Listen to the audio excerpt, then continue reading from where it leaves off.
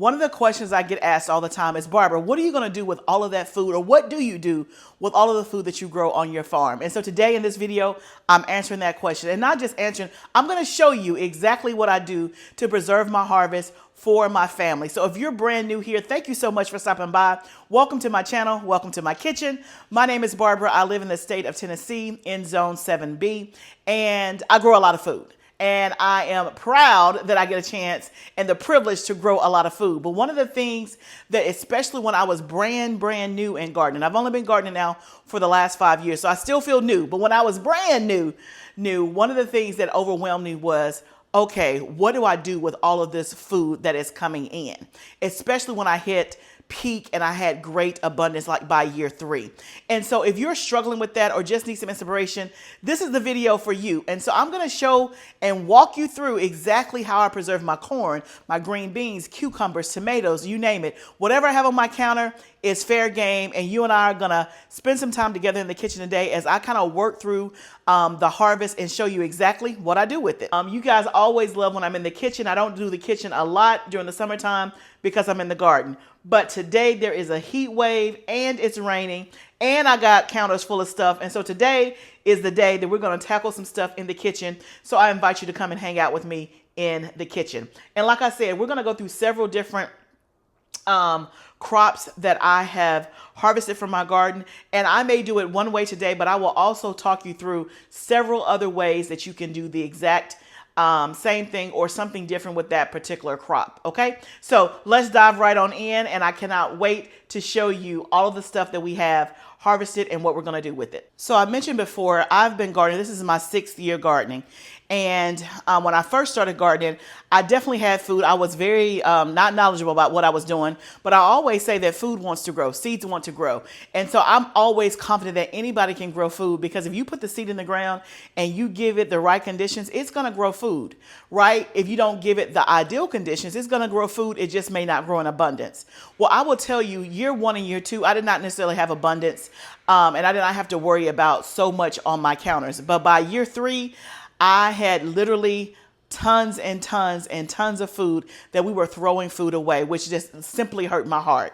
And so one of the things when it comes to your harvest or you're planting your garden is planning is key. And as I kind of do the voiceover, I'll talk more about that.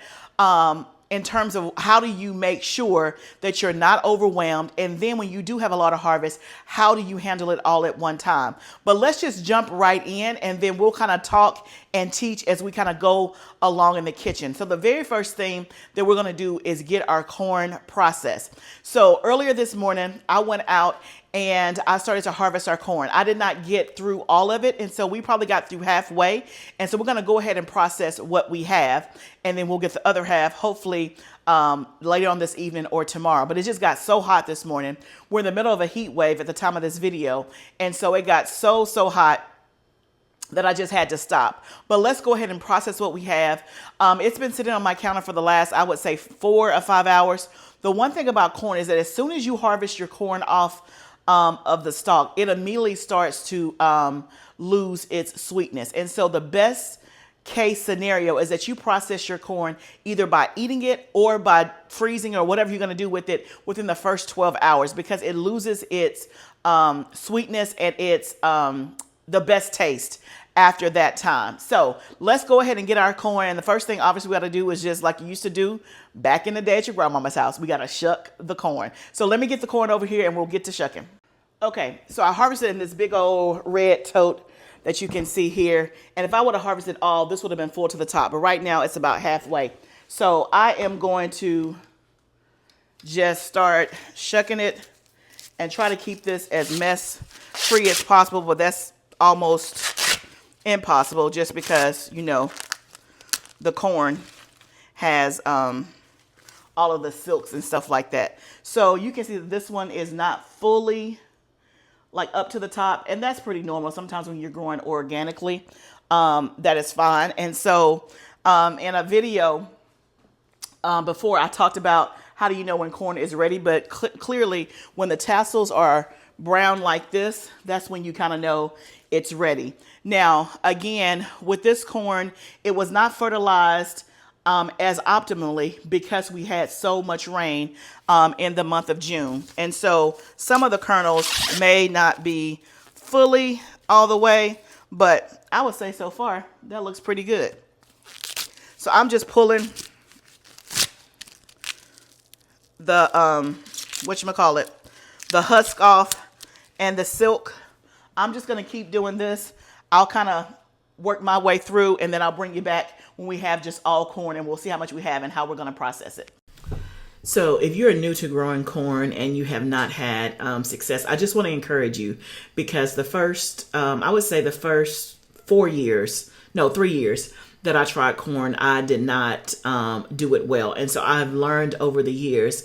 And last year I had a successful harvest. The year before that was okay, but last year was probably the best. And then this year it's looking great. You'll see by the end, this corn looks absolutely amazing, and I'm so excited about it. But the variety I'm growing is peaches and cream.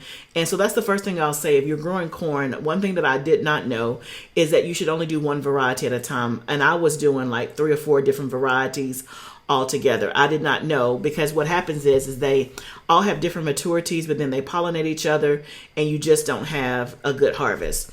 The other thing that's really important is spacing.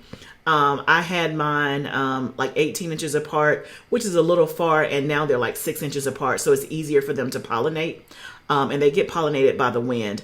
Also, you want to do your corn like in blocks instead of in a single row. That's also a nice tip.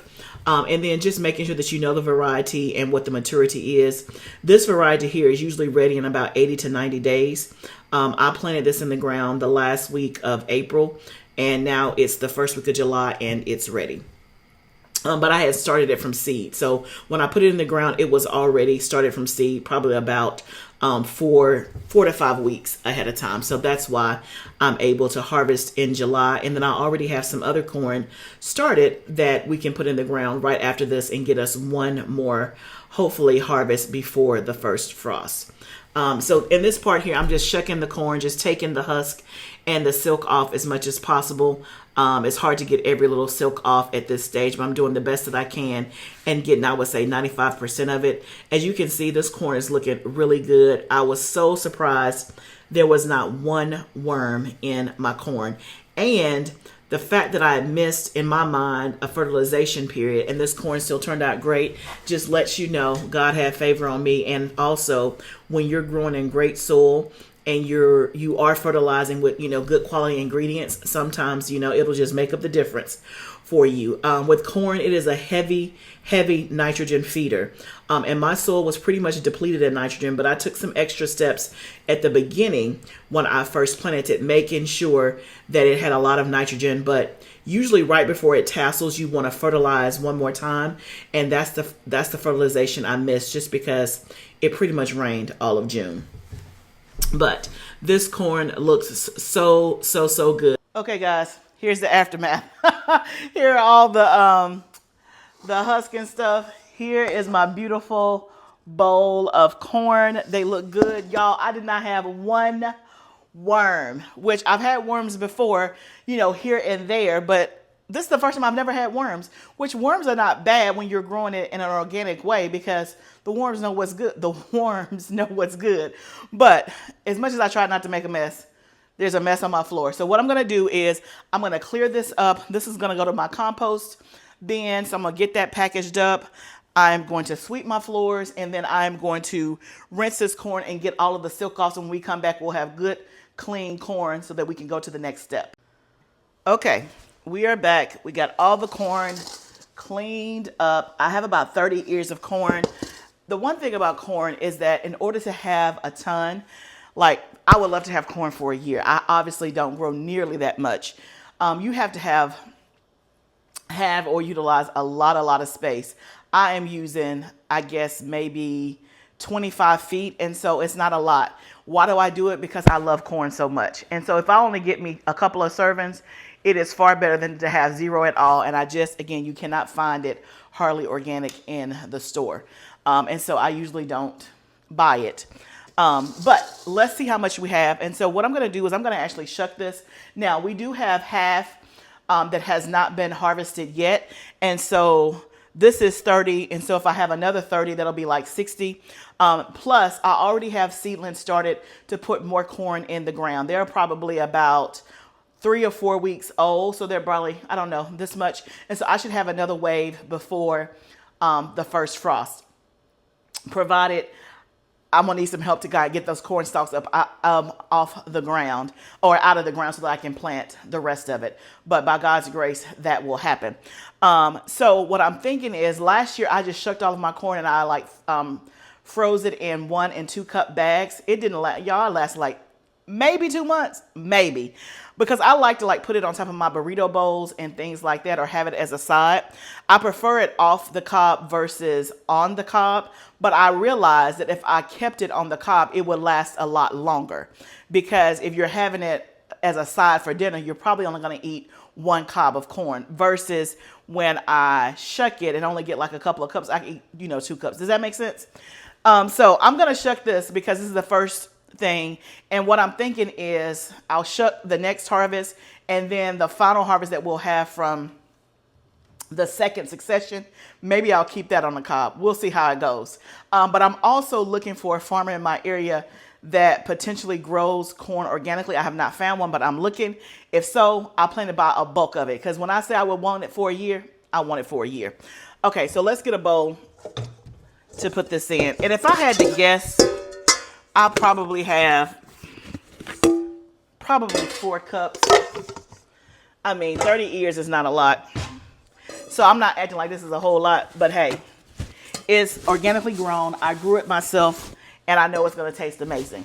So I'm using this little tool that I got from Pampered Chef to shuck the corn. I'll give you a quick demonstration in case you've never seen this before. So basically, it just takes the corn right off the cob. It just makes it easy.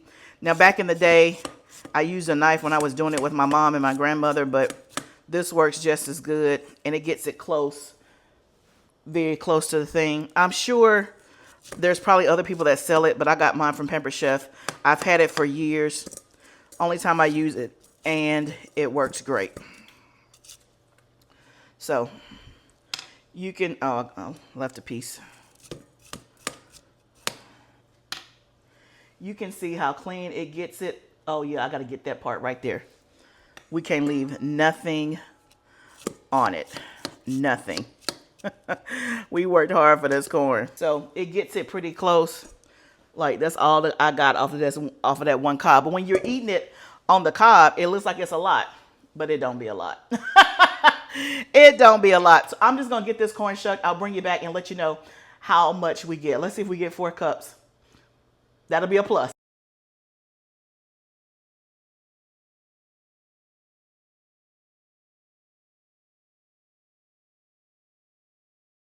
Okay, guys, double for my trouble. Your girl got 8 cups instead of 4 cups. So out of 30 ears of corn, I got 8 cups. So here is 4 cups right here. Y'all, looks so good. Then I have 2 cups here.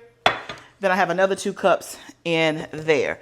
So what I'm going to do is I'm going to actually flash freeze this. And so if you're not familiar with flash freezing, basically it's just what it says. You're going to freeze it for a moment. Now you're going to freeze until it gets frozen. But the purpose of flash freezing is so that your food will dry in individual particles versus in a clump. You know how if you go to the grocery store, let's say in the summer, and you buy a bag of mixed fruit and you have a ways to drive and it starts to thaw. When you put it back in the freezer, it freezes in clumps instead of individual fruit pieces. Well, flash freezing is going to help prevent that. And because the corn is kind of, when I say wet, so to speak, and let me just show you. I want it to be flash frozen. And so all I do is I put it on a baking sheet with some parchment paper, and I just spread it out. And I pop it in my freezer until it's frozen. And then once it's frozen, I'm going to portion this out into 2 cup bags, and then I'll probably just vacuum seal it. That's probably what I'll do. I'll need another pan for these last 4 cups. So let me just make sure I got 4 cups. I'm pretty sure that I do. Yep, I do. That's the second 4 cups. So that is the purpose of flash freezing. So I'm going to go ahead and get another tray done. I'm going to put both trays in the freezer. Once it's frozen, then I will portion it out. But after this, we're going to go to green beans next. And I'm going to show you how I do my green beans, which is blanching. Okay, so for our green beans, I have a pot of boiling water. So blanching is basically putting it in boiling water for a specified amount of time and then dumping it into ice cold water, which is going to stop the cooking process for a specified amount of time. So whenever you're blanching your vegetables, look up and see what is the proper time. For green beans, it's 3 minutes boiling, 1 minute in the cold water, but I'm going to double check that before I do it. We have our green beans right here. These are jade green beans. Okay, so we're going to put our green beans in. But before I do that, this is one thing I forgot. I have my cutting board out. I like to snip the ends of my green beans because I don't like those snips. And so I always just do that before I put them in the water. If you don't care about that or you like to do it at the other end, you know, when it's said and done, then do what works for you. But I don't like those ends. So these are jade green beans. It is my favorite green bean. You can see they're a nice size. They hold up well. One of the issues that I had with some of the other green beans I had tried before, I can't remember if it was Provider or Contender. It's like once they're ready to harvest, you only have like a day or so, and then they would start to go bad really quickly. Or you bring them in the house, you got to do something with them right away. And y'all, my life just don't work like that. I need a little grace. I need a little grace and a little time is what I need. So these do both of that, and they taste amazing. So this year my goal is to grow enough green beans to last a year. These green beans were so good and they came through in the clutch. I didn't really think I liked green beans until I started growing them. I mean, I would eat them growing up, but it would be like the last vegetable if I had a choice, right? If there was green beans versus broccoli or corn, I'm choosing the other two versus green beans. And I surely didn't like them big old thick green beans they used to serve in the cafeteria when we were growing up. I hated them things. And I'm such a texturous person, so I prefer these thinner green beans like this. And how I prepare them is that I cook them. Either you can roast them, or a lot of times I'll put them in a cast iron skillet with some butter, and then just sear them, and then put some onion powder, garlic powder, and that's pretty much it. Or I will toast them, or I will roast them. Not roast, y'all. I will saute them in toasted sesame oil if I want like an Asian flavor. And if we're having like a Chinese or something like that, then that's how I'll do it. And they taste amazing. And these tasted so good, even like in March. I think I ran out in like February or March, and I was so sad. I'm like, oh yeah, I need to grow more green beans. I wasn't for sure that I really liked them, but I like them. I like them. So let me know what kind of green beans you grow in the comments. What's your favorite? Now, before I started growing jade, I played around. It was either Contender or Provider. I don't remember which one. I think it was Provider. And then I also tried a pole, which I think is the Kentucky pole bean. It did not do well for me. But before I did all of that experimenting, I was doing Blue Lake, and that was my favorite until I heard about jade. So jade is my number one. So if you never tried jade, you want to try it. You want to try it. Y'all, we're in a heat wave, and so that's one reason why I'm inside, because it's in the middle of the day. But y'all, I don't even know if my air is like struggling to keep up. And we have a pretty big size unit, but the heat index is like 115 today. So I guess anything will struggle at that. So we'll finish doing this, and then we're going to get these green beans in the boiling water. Okay, so they're ready to go in the boiling water. We're going to put them in there for 3 minutes. So I just set the timer for 3 minutes, and then I have my pot or bowl of ice cold water right here, and we'll put them in there for a minute, and then I'm going to put them in my freezer bags. Now, certainly you can eat these fresh, and we will eat them fresh a ton in the summer, but I don't have green beans planned on the menu for the next, I don't know, 3 or 4 days, and so I don't want them to sit on the counter, nor do I want to put them in the refrigerator. I'd rather just put them in the freezer. And this process, it works so well that they taste so good. Like they were tasting good in March from last summer. And so what the blanching process does is that it helps it to retain the nutrients and to retain the color. And so the green beans are going to be bright green, just like they are now when I cook them 5 months from now, versus if I don't blanch and let's say I cook them 5 or 6 months from now, they may not have the flavor, the color, and all of the nutrients. So that's what the blanching process does. So you boil it almost like you're parboiling it or whatever to help it retain its color. And then when you put it in the cold water, it stops the cooking process. And then I go ahead and package them up. This, so I'll just put it all in like one bag. I usually try to do them in a portion that we would eat for dinner instead of doing like big size gallon bags. So that way I don't have to pull and refreeze and unfreeze and all that good stuff. So let me go ahead and get my bag they're going to go in, so we'll be ready to go when the timer goes off. We have 1 minute and 30 seconds left. So they're going to go in here. I've talked about this. This is a reusable freezer bag. This is from a company called Stasher. I am not affiliated with them, but I absolutely love it. If they reach out, I certainly will. Because I love these bags. I only gonna talk about stuff that I love, and these bags I love. They are pricey. I'm gonna tell you that right now, so you're gonna clutch your pearls. But I love them. The quality is fantastic. So I started buying these 3 years ago, and so what I do, because again, I'm like many of you, I live on a budget, right? And I don't have just, hundreds of dollars to drop at one time. They usually have like a back to school sale, so they'll be coming up probably in the next 30 days or so. And I usually will spend $100. That's how I've gotten a collection of bags. I spend $100 each summer, and I think this summer up here coming up will probably be my 4th summer. I think I've done it for the last 3 years because they're pricey. So this bag, I don't know the price off the top of my head, but it may be like $20. And you may say, I would never. Well, then don't. But for me, they're going to last forever. I like that you have like this clear side right here. You'll see that. But the seal, y'all, the seal, ain't nothing getting in. Okay, let me stop yapping and let me turn this off and get them in here. Then we can continue to talk. So what I do is I just use like my little spider because it's easier to get a whole bunch at one time. And I just put them in the water.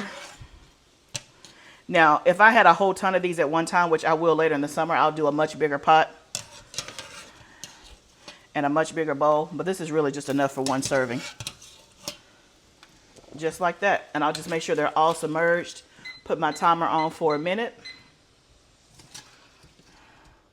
And that's done. So I don't blanch all of my vegetables. So like when I'm doing like collard greens and kale, I don't blanch that stuff. But my green beans, I do.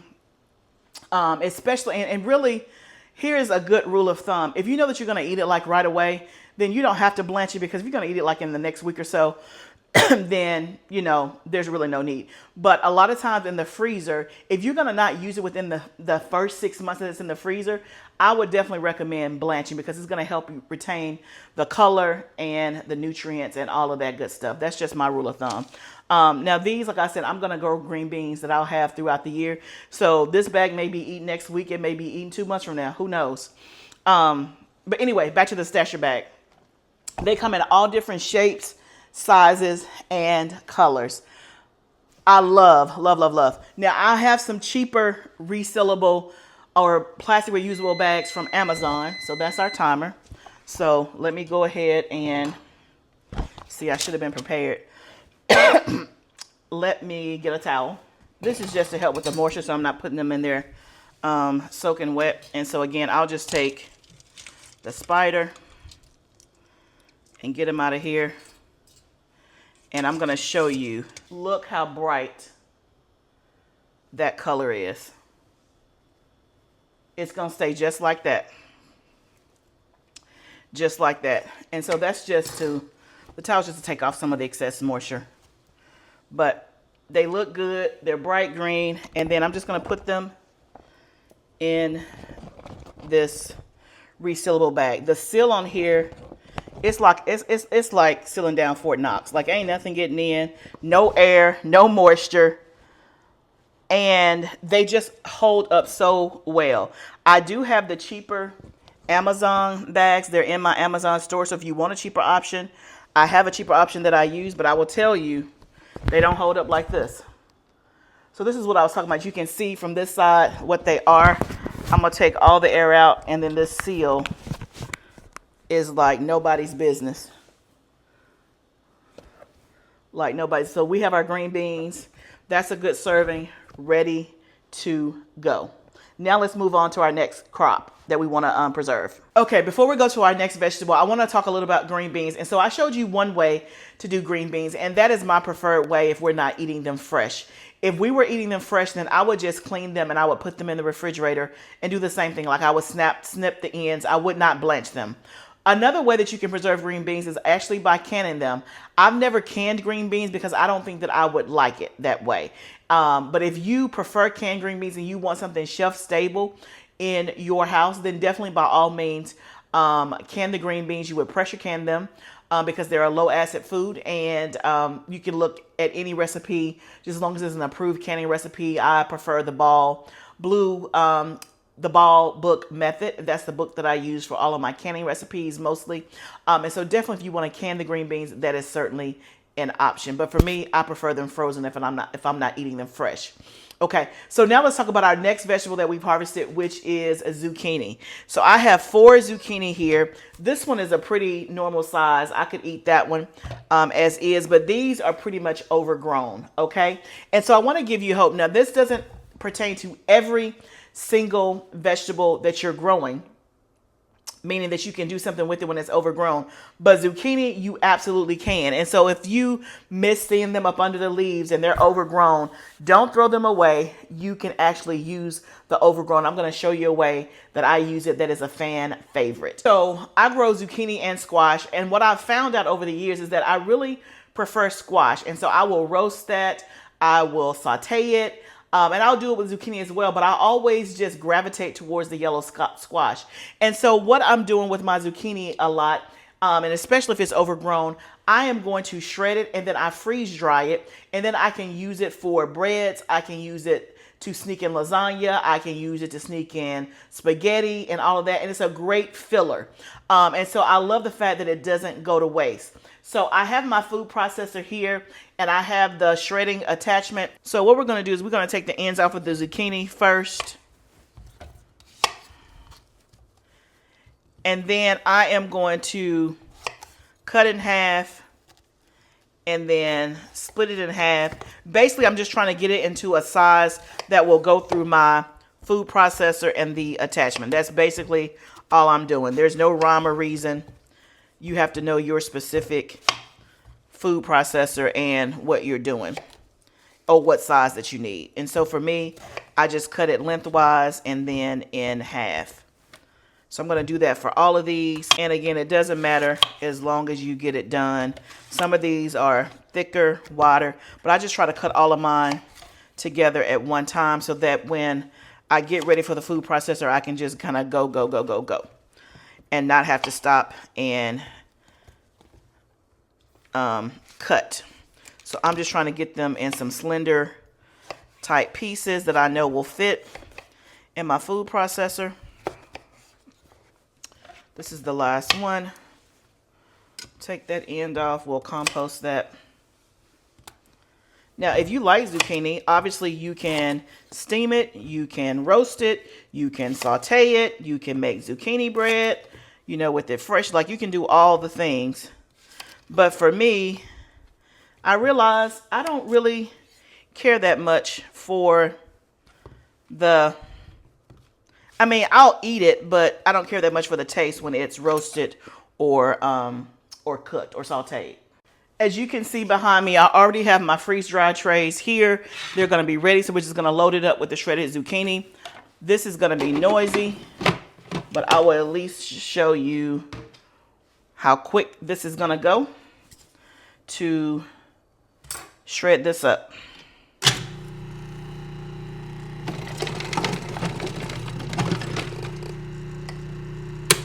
Oh, and I just realized I actually have the wrong attachment.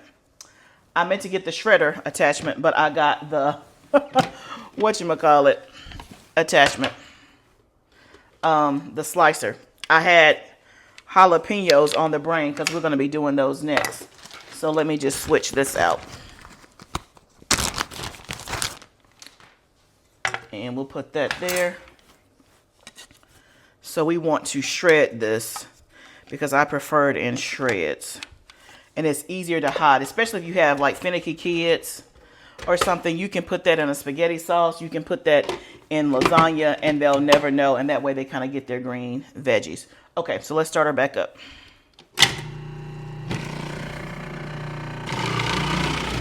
Better.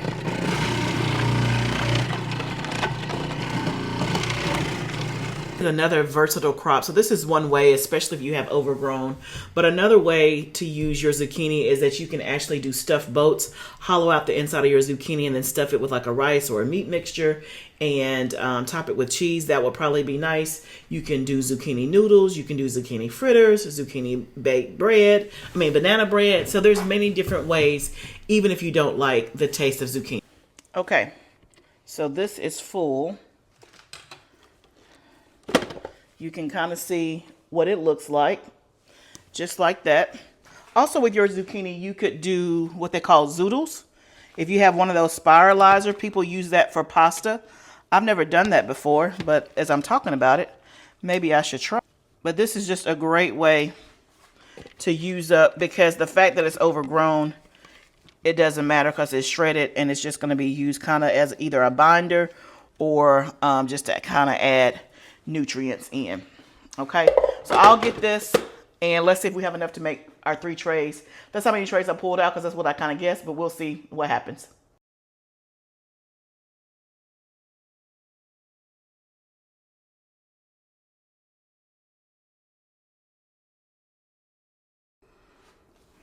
Okay, so it looks like I'm going to need 4 trays, which is fine. I have the medium Harvest Right freeze dryer, which comes with 5 trays. And so 4 of these will be zucchini. And then I'll probably do maybe some peppers on the 5th tray just to kind of make it a full load, so to speak. I'll spread that out. You want it kind of like, it's hard for it to be in a single layer because it's going to be on top of each other. But you don't want it too clumped together. So you can see I have 4 trays of zucchini. And then I'm going to pop these clear tops because I'm not going to actually run my freeze dryer right now because I want to find something to put on tray number 5. And so I will freeze these. And then when I'm ready to run my freeze dryer again, I'll pop these out of the freezer and put these in the freeze dryer. And so if you are looking to invest in a Harvest Right freeze dryer, I do have a code in the description or a link that you can go and click on that link to get your Harvest Right freeze dryer. It is one of the best purchases I have made. I got mine, I want to say 2 years ago. Have I had it 2 years or 3 years? I don't remember. I got a whole freeze drying playlist. But I got mine. I did the layaway plan. If you have questions about that, just put in the comments. I've talked about it several times before. But I absolutely love it. And I use it just about every day in the summertime. In the wintertime, I probably use it like once a week doing my herbs and stuff. But I absolutely love it. To me, is it worth the investment? If you have a large harvest like me in a large garden, it is absolutely worth the investment. I love that these trays, you can just stack them. You can just stack them on top of each other. Let me get this tray.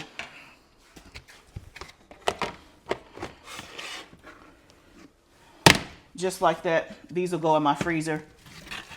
And we'll move on to our next crop that we're going to do something with or preserve. Okay, y'all. So the next crop that we've harvested are jalapenos. And so there's so many things you can do with jalapenos. If you have like big ones like this, you can use them to stuff. A lot of people will do like a cream cheese or something like that, or jalapeno poppers.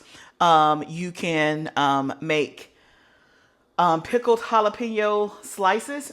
And I'm going to be doing that later on this season for the first time. I'm just not going to do it today. You can obviously just have these fresh to put on top of nachos, salads, or whatever you want to do. But what I'm going to do is we use the majority of our jalapenos for jalapeno salt.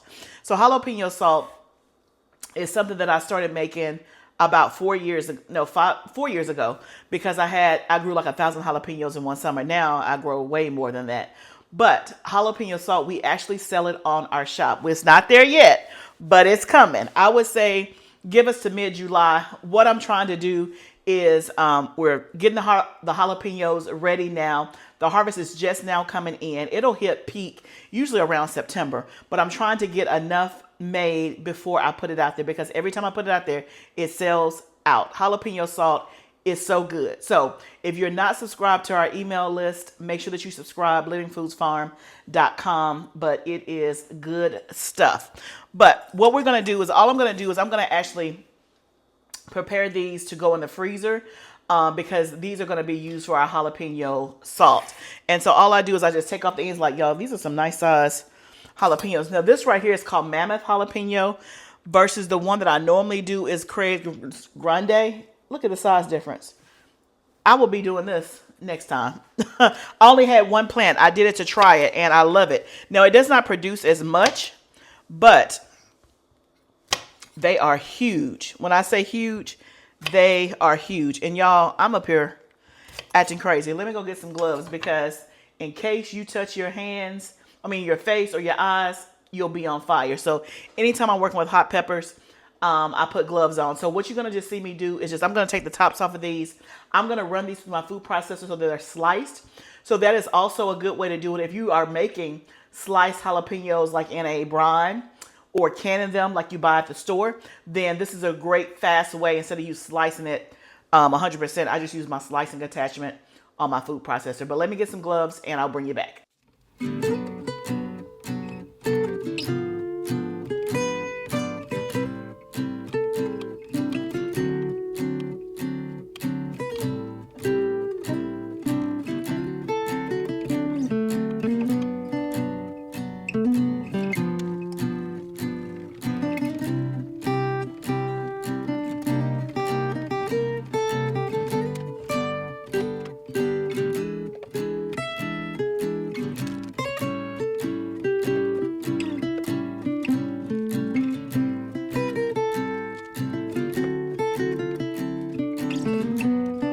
Okay guys, so we have our jalapenos. I put them in these freezer bags.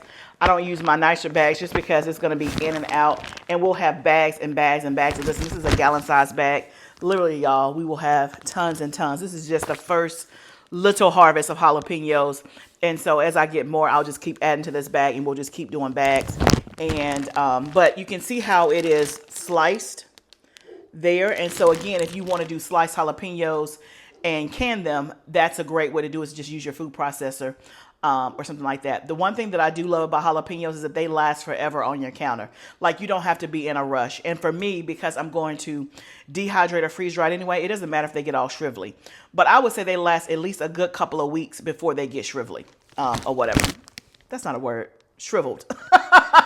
Shriveled. Okay. I'm getting tired. Let's go to the next crop, which is onions. Okay, the last crop I'm going to show you are onions. There's so many things you can do with onions. Obviously, you can eat them fresh. You can chop them up and put them in the freezer, which is what we're going to do. You can chop them up and put them in a dehydrator or a freeze dryer, and have like onion, dehydrated or dried onion flakes. You can turn that into onion powder. So there's so many different things. You can make onion rings. I haven't tried making onion rings, but I'm going to do that this summer with my onions, is try to make some onion rings. I'm sure they're going to be so good. I wonder if I can make some and then freeze them. I'm going to look into that. Let me know if any of you have done that. So we have onions here, and y'all know I grew, I think, over 300 onions, but these onions here are from my green stalk. I've got them all washed and cleaned up. I did weigh them. They're right at 3 pounds. So I grew 3 pounds of onions in my green stalk. This is my second time trying onions in the green stalk. I had much better success. Now, this is the biggest one, but this gives me promise. This gives me promise, because if I can grow one this size once, I can do it again. But the rest, that's a nice size one too. But the rest of them are on the smaller side. But I have 3 pounds of them, and that was in one green stalk, one green stalk, 2 square feet of space. So hey, you can't be mad at that. So the reason why I'm going to go ahead and chop these up is just because I just pulled them from my green stalk, and some of them were out there curing outside, and then it started raining. So I'm like, oh, the curing process. Don't even worry about that. And plus I was just going to use them and like pull them as I need them.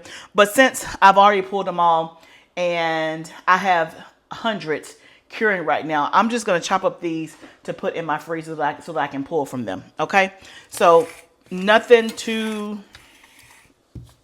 crazy. I'm just going to chop the ends off and then I'm going to run them through my food processor on the slice mode, and then we're going to put it in a freezer bag. We're going to double bag it, and that's simply it. But that's a great way to use your onions, especially like my 300 onions that are curing. They won't last me all the way to the year in terms of being cured or stored, because they will start to go bad even about after 6 months. They'll store for about 6 months, and then I'll have to do the exact same process as this.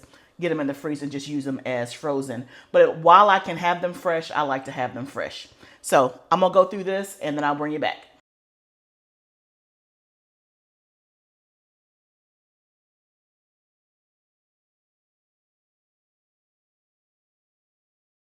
It is done. It is done. I put this cucumber out to remind myself to tell you about cucumbers. So I didn't show cucumbers today, but I have a whole video that I did last summer about 5 ways to preserve cucumbers. And so I will link that right up here. And so if you want some inspiration about how to preserve your cucumber harvest outside of pickles or pickle relish, I have a video where I went through 5 ways to preserve your cucumbers. In terms of tomatoes, I have done tomatoes several different ways. I've done salsa. I've done tomato soup. I have freeze dried them. I have made spaghetti sauce, and all of that will be in my playlist labeled in the kitchen or in canning. And so if you want some inspiration on tomatoes, then that is there for you. But I try to do some things that maybe I had not done before with the zucchini, the jalapeno peppers, the onions. So we did 5 things a day, y'all. We did our corn, and I gave you several ways that you could do that. We did green beans. So we flash froze our corn, we blanched our green beans, we shredded our zucchini for later use, we sliced our onions and our jalapenos. So 5 different harvest crops from the vegetables. I mean, from the garden. Y'all, I'm getting tired. My counter still has plenty of cherry tomatoes on them and some slicing tomatoes that are ripening. I haven't quite decided what I want to do with that because it's the first set of tomatoes. So I haven't decided, but I will be doing some separate content on preserving tomatoes. I'm going to try some new stuff this summer. So that's definitely coming. Let me know in the comments if you like this. And if so, then maybe I can do a preserve with me, series throughout the summer and just do different things about how I'm using my actual harvest. And some of it will involve me cooking or making something. Today was more about, hey, I don't have time over the next 3 to 4 days to cook anything with it. It's not on the menu. We have plans. And so I got to do something with it and get it off my counter. That's what today was about. But let me know if you like this kind of content. I can certainly do more throughout the summer because I got to do it anyway. I got to preserve just like you. And these are some of the ways that I use all the food that I grow. Let me know in the comments what inspired you. Let me know in the comments other ways that you use some of the things that we went through: corn, green beans, zucchini, onions, jalapenos. Put it down in the comments so that everybody can share and get some ideas for their summer harvest. Y'all, thank you so much for joining me in the kitchen. If you have not subscribed to my channel, go ahead and hit that subscribe button. I would love for you to be a part of this community. Remember, y'all, this is all a journey. This is part of the journey, but let's do it together. I'll see you next time, friend.